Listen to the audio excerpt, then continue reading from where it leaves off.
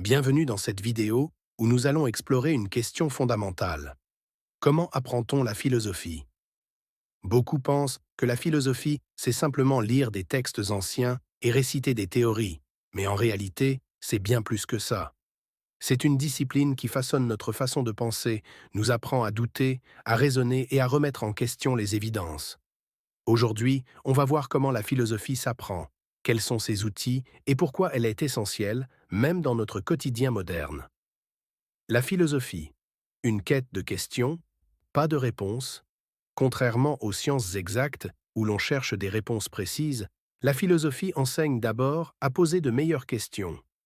Socrate, considéré comme l'un des pères de la philosophie occidentale, pratiquait la maïeutique, une méthode de questionnement qui pousse à la réflexion.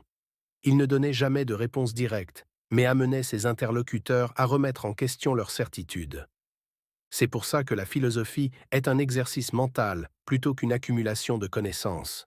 Ce qui importe, ce n'est pas d'apprendre par cœur des citations de Platon ou Kant, mais d'entraîner son esprit à raisonner et argumenter. Lire, mais lire avec esprit. Critique, bien sûr, apprendre la philosophie passe par la lecture des grands penseurs. Platon, Aristote, Descartes, Nietzsche. Leurs œuvres sont des trésors d'idées, mais elles ne doivent jamais être avalées sans réflexion. Un bon apprentissage philosophique repose sur 3 étapes. Lire un texte en cherchant son idée principale, le remettre en question. Suis-je d'accord avec cette idée? Pourquoi? L'appliquer à la réalité. En quoi cela peut-il m'aider dans ma vie quotidienne? Prenons un exemple. Sénèque, philosophe stoïcien, disait que ce n'est pas parce que les choses sont difficiles que nous n'osons pas, mais parce que nous n'osons pas qu'elles sont difficiles. Plutôt que de juste mémoriser cette phrase, on peut l'interroger. Est-ce vrai? Avons-nous tendance à nous auto-limiter par peur de l'échec? C'est ainsi que la philosophie devient un outil pour mieux comprendre le monde et soi-même. Débattre et mettre en pratique. Un philosophe ne pense pas seul. La vraie philosophie se nourrit du dialogue et du débat. Dans la Grèce antique, les philosophes se réunissaient sur l'agora pour discuter, remettre en question les idées des autres et affiner leurs propres pensées. Aujourd'hui, même sans être en Grèce, on peut pratiquer cet exercice en échangeant avec des amis, en participant à des forums, ou même en regardant des débats philosophiques. Mais surtout, la philosophie doit être vécue.